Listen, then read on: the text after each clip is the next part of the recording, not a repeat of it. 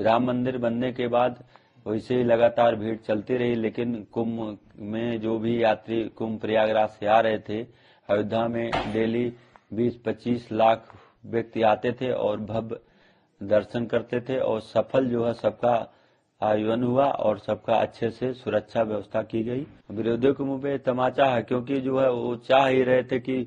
भाजपा सरकार बदनाम हो जाए, लेकिन ऐसा नहीं हुआ। उन तमाम विपक्ष के नेताओं को जो इस लगातार हिंदुओं को अपमानित करने के लिए, प्रताड़ित करने के लिए और कहीं ना कहीं उनकी आस्था को चोट पहुंचाने के लिए निरंतर सवाल खड़े करते रहे, उनके भी जो है मुंह पर जो है कालिक पोतने का काम उत्तर प्रदेश की सरकार ने और केंद्र की सरकार ने किया है। तो जो गंगा इतनी पवित्र है कि एक बूंद अपने ऊपर छिड़क लो तो कहते हैं कि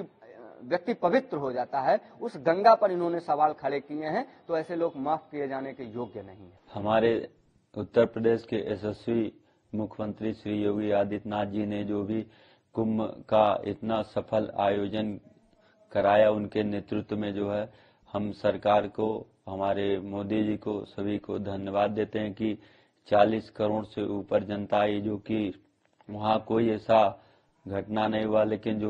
विरोधियों ने, पार्टियों ने जो भी दुष्प्रचार किया वो बहुत ही गलत और निंदनीय है, क्योंकि इतना बड़ा सफल आयोजन अभी तक ना हुआ, ना भविष्य में हो सकता है। ऐसे ही हमारे देश के मुख्यमंत्री जो ऐसा सफल आयोजन किए हैं वो बधाई और धन्यवाद के पात्र हैं। हम साधु समाज से भी सभी करते हैं कि सब लोग धन्यवाद, शुभकामनाएं दें और सभी का आशीर्वाद ऐसे ही बना रहे। हालांकि कुंभ के बाद में अयोध्या में भी भीड़ आ रही है, यहाँ की अरेंजमेंट को देखा जाए तो एक बहुत बड़ी सफलता मिली है। जी, राम मंदिर बनने के बाद वैसे ही लगातार भीड़ चलती रही, लेकिन कुंभ में जो भी यात्री कुंभ प्रयागराज से आ रहे थे, अयोध्या में डेली 20-25 लाख व्यक्ति आते थे और भव्य दर्शन करते थे और सफल जो है सबका आयोजन हुआ और सबका अच्छे से सुरक्षा व्यवस्था की गई। मुख्यमंत्री जी को हम लोग धन्यवाद देते हैं, ऐसे ही उनका सफल आयोजन कराएं और हमारे देश का नेतृत्व ऐसे ही सफल करते रहें। विरोधियों को ये तमाचा है, विरोधियों के मुंह पे तमाचा है, क्योंकि जो है वो चाह ही रहे थे कि भाजपा सरकार बदनाम हो जाए, लेकिन ऐसा नहीं हुआ।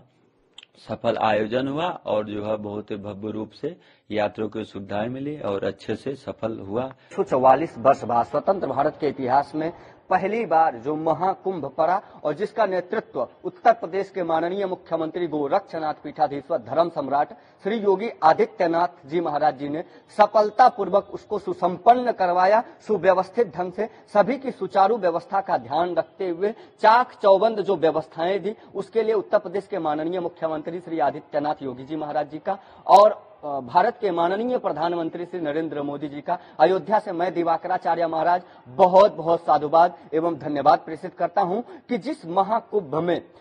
ये पहला ऐसा ऐतिहासिक महाकुंभ था, हिंदू आस्था का जनसैलाब था, जिसको विश्व देखकर नतमस्तक हो गया है और विश्व आश्चर्यचकित था कि इतनी बड़ी व्यवस्था आखिर कैसे संचालित हो रही है और इतना बड़ा भीड़ कि दुनिया के कई देशों के पास इतनी जनसंख्या नहीं है कि जितनी जनसंख्या हिंदू आस्था के केंद्र बिंदु बने हुए हैं तीर्थराज महाप्रयाग में। बहुत बहुत साधुवाद एवं धन्यवाद माननीय मुख्यमंत्री जी को है, साथ ही साथ उन तमाम विपक्ष के नेताओं को जो इस लगातार हिंदुओं को अपमानित करने के लिए, प्रताड़ित करने के लिए और कहीं ना कहीं उनकी आस्था को चोट पहुंचाने के लिए निरंतर सवाल खड़े करते रहे, उनके भी जो है मुंह पर जो है कालिक पोतने का काम उत्तर प्रदेश की सरकार ने और केंद्र की सरकार ने किया है। और सर्वाधिक जो लोग जो है तीर्थराज प्रयाग में जाकर उन सारे नेताओं को सीधे तौर पर जवाब दिया है कि आप राजनीति करिए, लेकिन हिंदू आस्था पर चोट पहुंचाएंगे तो हिंदू कतई भी बर्दाश्त और स्वीकार्य नहीं करेगा। वो चाहे अखिलेश यादव उत्तर प्रदेश समाजवादी पार्टी के मुखिया पूर्व मुख्यमंत्री साहब रहे हों, चाहे कांग्रेस के राष्ट्रीय अध्यक्ष खड़गे साहब रहे हों, चाहे जो है लालू यादव जी रहे हों, चाहे ममता बनर्जी रही हों, जिस प्रकार से उन्होंने महाकुंभ को टारगेट किया है और त्रिवेणी संगम गंगा यमुना सरस्वती पर प्रश्न किए हैं, हिंदू आस्था को चोट पहुंचाया है, हिंदू इसके लिए उन्हें कतई भी माफ नहीं करेगा। ऐसे लोगों को चाहिए कि वो जल्द ही धर्मांतरण कर लें अपना। ऐसे लोग हिंदू जो है कहलाने के काबिल नहीं है, ऐसे लोगों को हिंदू नहीं कहा जाना चाहिए और या ना ही ये हिंदू हैं, क्योंकि यदि ये हिंदू होते तो जो गंगा इतनी पवित्र है कि एक बूंद अपने ऊपर छिड़क लो तो कहते हैं कि व्यक्ति पवित्र हो जाता है, उस गंगा पर इन्होंने सवाल खड़े किए हैं। तो ऐसे लोग माफ किए जाने के योग्य नहीं।